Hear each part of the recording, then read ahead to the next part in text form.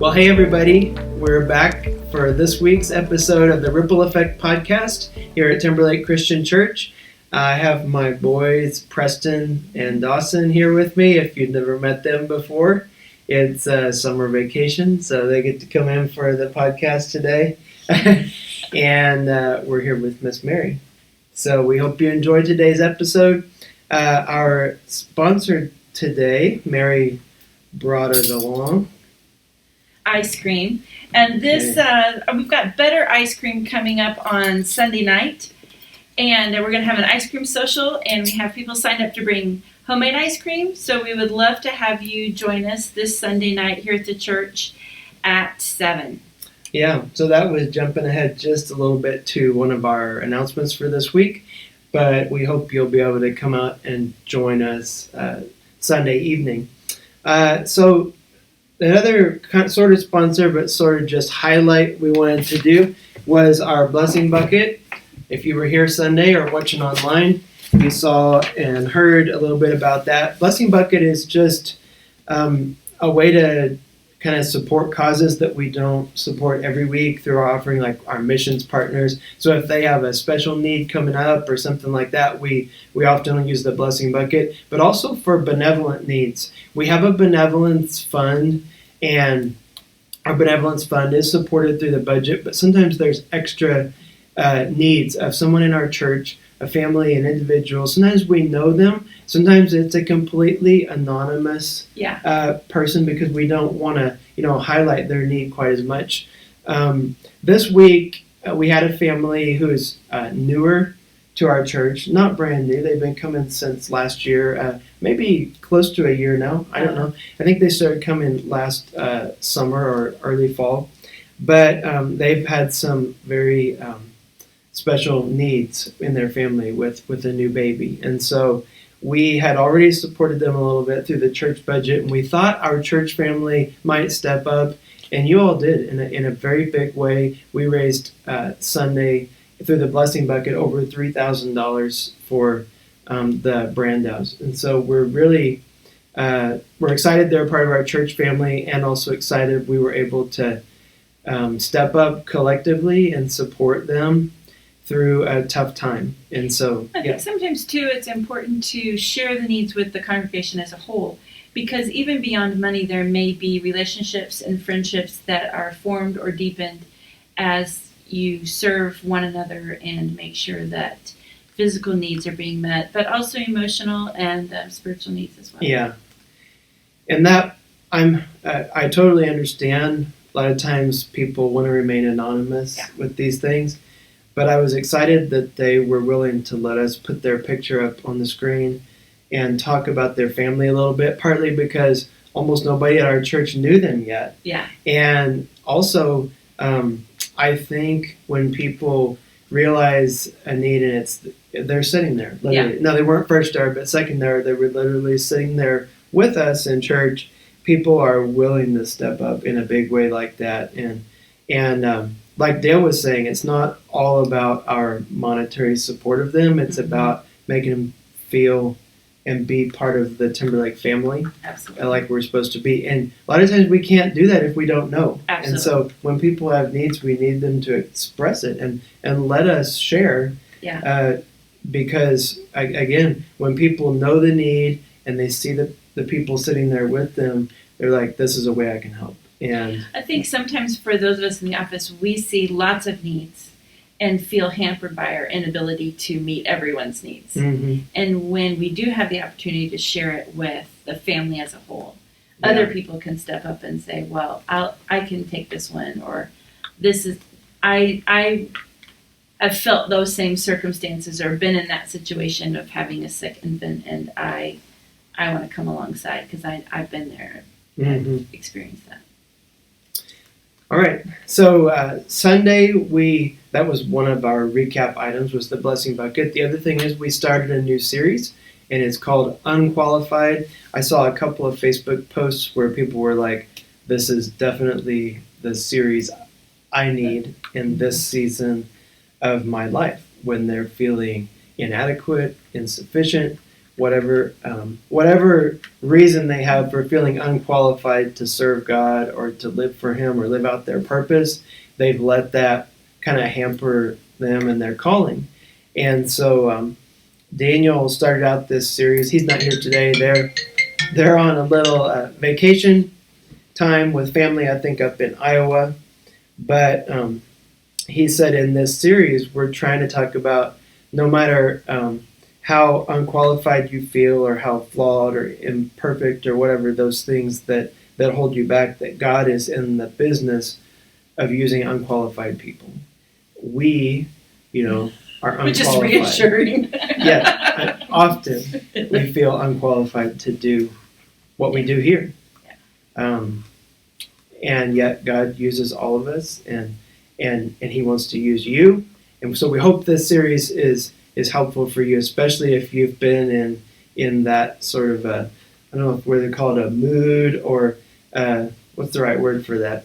It's just that there's certain seasons in your life where you're not really fulfilling what God has for you because you've let feelings or emotions or sins or whatever hold you back. And so we're hoping through there's 5 more weeks in the series, and we're hoping that it helps all of us work through some of those things together. Hopefully it'll be freeing. Yeah, that's what I hope. Do you have anything to say about Sunday's sermon? Go ahead and say it. No. It's okay.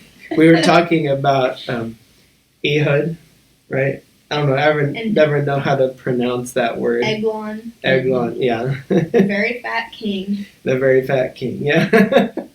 I was just wondering one of Preston's takeaways because Daniel had some interesting things to say in his illustration Sunday about the bowels being emptied. His sword went in. Unspeakable stuff came out. Honestly, we just finished talking about Judges in junior worship, and there's some interesting stories in the book of Judges. So, what was the one that we just learned? A weird name? Oh, Ishbosheth. Yeah, we moved on to 1st and 2nd Samuel. Ishbosheth. Yeah. So. All right, well, let's move on to our TLCC top 3. The first one is Mary's to take. It's about Promotion Sunday. Absolutely. Oh, Promotion Sunday. There's so many things coming up this weekend. I got lost for a moment. Promotion Sunday this week is when grade school kids move up to the next age level. So first, if your kid finished kindergarten and they're moving into first, they move up to Summer Blast with me. If they're finishing 5th grade, moving up to middle school, finishing middle school, heading up to high school, they all switch departments this coming Sunday, June 4th. And so it's a bittersweet time. You get to know lots of new kids that maybe you've had older brothers and sisters, but it also means that these kids that you've had for 4 or 5 years that have completely stolen your heart are moving on up to a new age group, and we're just excited to see how God is going to continue to use them. We are also going to reconfigure the preschool classes this Sunday. Just because of numbers, we're going to move the 3s in with the 4s because there's kind of been a wave, and the wave is ebbing, and so we're going to slide a few of those 3-year-olds in with the 4-year-olds. So that change will be happening this week as well. Okay, so that was the first announcement. What about the Wednesday night supper? I had put that on here. Oh, the 5th graders that are moving up to middle school. I always take the 5th graders out, and they've all gotten an invitation in the mail saying, hey, come have dinner with me. And also the junior high sponsors, so you can get to know some of the people that you're going to be with. And there were instructions to RSVP. If you haven't RSVP'd, you really need to, so that we can plan where we're going to go tomorrow night. Meet me in the church parking lot at 5:30 tomorrow. Okay. The second one, Mary already talked about, Ice Cream Social next Sunday. That's June 4th, 7 p.m. You can bring your lawn chair. We're going to have the ice cream set up in the lobby because it is supposed to be hot that day. Hopefully it's cooling down a little by 7, but you can bring your lawn chairs if you want. We're going to, of course, we can have some of our church chairs set out as well, but we hope you'll come and enjoy that time of fellowship. And if you are planning to bring homemade ice cream, please let us know. We want to make sure we have enough, and we we could use maybe one more person helping us out, bringing homemade ice cream. I think Daniel's also planning to have toppings and other Mhm. things that you can add to your ice cream. Yep. Yum. Yeah. Yeah. Okay. The third one, Mary is going to talk us through camp starting this weekend. Yes. Another thing that starts this weekend is camp. Camp for 7 and 8-year-olds is Friday night and Saturday. I think Dawson's going to be at camp with me. Yes. We're so excited about that. And then high school week for 15 to 18-year-olds starts on Sunday. And then the week after that is 12 to 14-year-olds. That's Wildwood Week. And then after that is Acorn Day, which is just for 5 and 6-year-olds. It's just a one-day Saturday thing. And then the last week is Sapling, and that's for kids 9 to 11.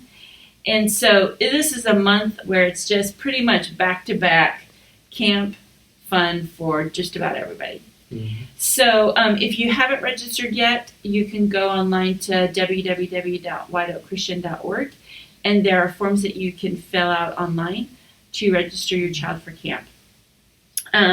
This is our, Dawson has an old camp t-shirt on today, but this is our new camp t-shirt for this coming year. And we're talking about the fact that all kinds of things change, and the one thing that doesn't change is Jesus. I like the logo for this year. I do too. Retro. Is that what you Yes. call it? Retro. Uh-huh. I kind of like your shirt right now. A little bit. Yeah, a little Same bit. colors. Yep. So Preston and Dawson are here today, mostly because we hadn't planned anything else, but we thought it was perfect because they love camp, for one thing. Yes. They love ice cream. So, but we thought Dawson has never stayed overnight at camp yet, right? Yeah. It's the first time. At Acorn Day, they get to take a nap in the cabin, but they don't stay overnight. So Usually, Preston, like 10 minutes, and everybody just 10 minutes. talking. Yeah. everybody keeps Not much of talking. a nap. So, Preston, your goal is to give your top 3 tips to somebody coming to camp and staying all night for the first time. We're putting them on the spot, but what do you say? This doesn't always work for everybody, but if, I always bring a fan because the air conditioning doesn't kick on until late in the night. So that was one thing that I learned the hard So way. he has a little clip-on fan that can clip right onto the railing of the bed. It probably helps with strange noises from other people who are sleeping If weird. you Yeah. if you bring a fan, you might want to bring an extension cord because Yeah. there's not always an outlet next to your bed. True. That's a good first one. Um, What about earplug? I've never. Or for the loud I mean, people. maybe if you know who's in your cabin. Yeah, for the nap, everybody just doesn't even do anything except be crazy. Yeah. Yeah. What else? That's about how it goes. Bring your own bed sheets or something, because the mattresses are old and squishy. Mm-hmm. Bring your own bed sheets. I thought you were Which you have to bring your own Oh. bedding, or you'll be sleeping on the Plastic. plastic. But what we usually do is bring a sleeping bag, because Oh, even if yeah. you don't want to be in it because it's hot, it's extra padding. Padding. Mm-hmm. Anything else? Those were 2 good ones. in a swimsuit just in case. Yeah, Swimsuit just in case you want to go swimming. and hang up your swimsuit. Yeah. To Don't dry. wad it up under your bed and pull it out day after day to wear it. I was a cabin dad the last couple of years, so I could give you a lot more tips than that. But And I have to say that having been the person who inspects cabins, There have been boys' some that- cabins are always far stinkier because the cabin dads don't always think of things like I promise it's not hanging me. up the swim trunks to dry or the wet towels to dry instead of stucking them back in your suitcase. I'm kind of crazy about stuff like that. So last year, I think we won the award for the best smelling. I think one day he said our cabin was the best of the boys or the girls as far as the smell. That's an accomplishment. But I take this Febreze spray, and I spray it over like a towel or something, put it over the air conditioner, and then it blows the Febreze smell through ooh, I think that's there was one day when it was smelling bad, and like part of it was an accident. Like somebody had left their swimsuit, like you'd said, like they were in a hurry and they just forgot to hang it up correctly. So, they took like shampoo or something, and it had squirted onto a napkin, and they stuck it in the air conditioner, and it smelled great. It was hilarious, but it worked.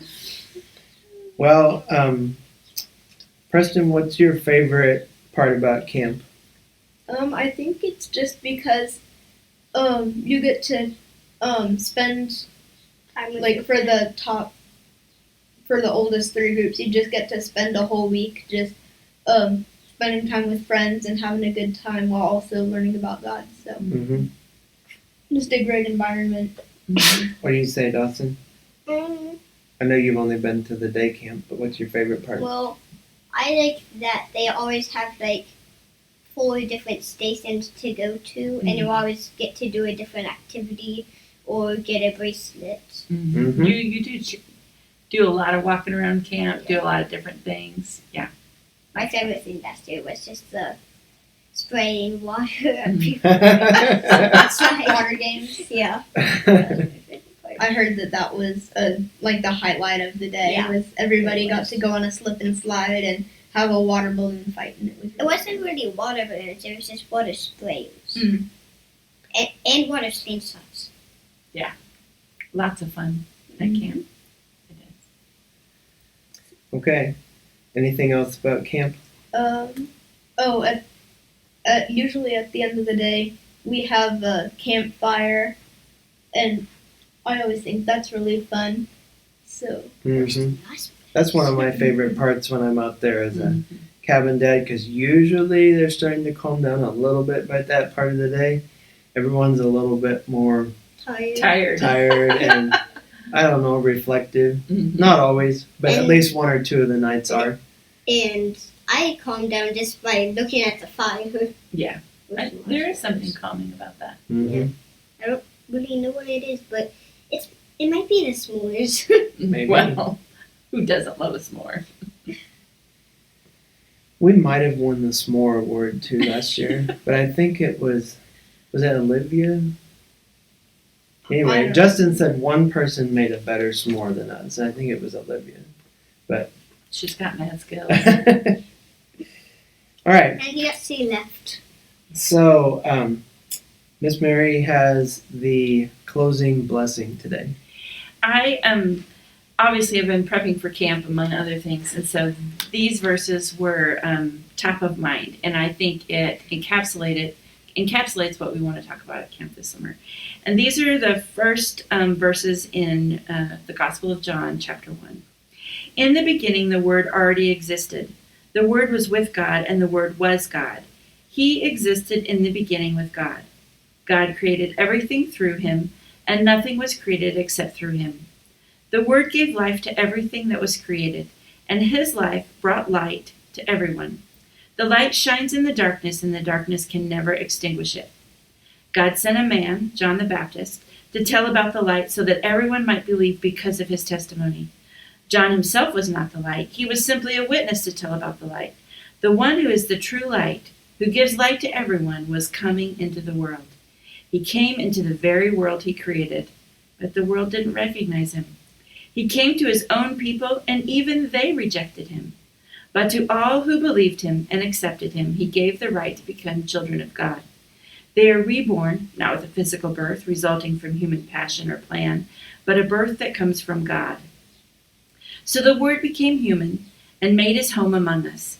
He was full of unfailing love and faithfulness, and we have seen his glory, the glory of the Father's one and only Son. John testified about him when he shouted to the crowds, "This is the one I was talking about when I said, 'Someone is coming after me who is far greater than I am, for he existed long before me.'"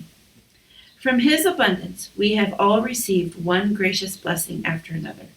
For the law was given through Moses, but God's unfailing love and faithfulness came through Jesus Christ. No one has ever seen God, but the unique one, who is himself God, is near to the Father's heart. He has revealed God to us. God loved us so much that not only did he make us, he then came into the world as the light and the life. And over it reminds us that his unfailing love and faithfulness is with us.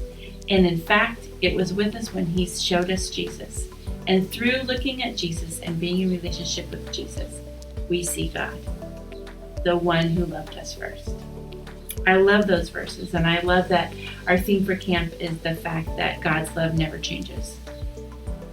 We grow older, the cool things change, food fashions change, all kinds of things change, technology changes, but God stays the same. From the beginning to the end, his love is unfailing.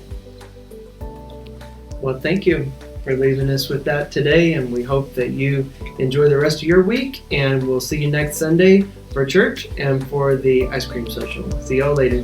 Bye.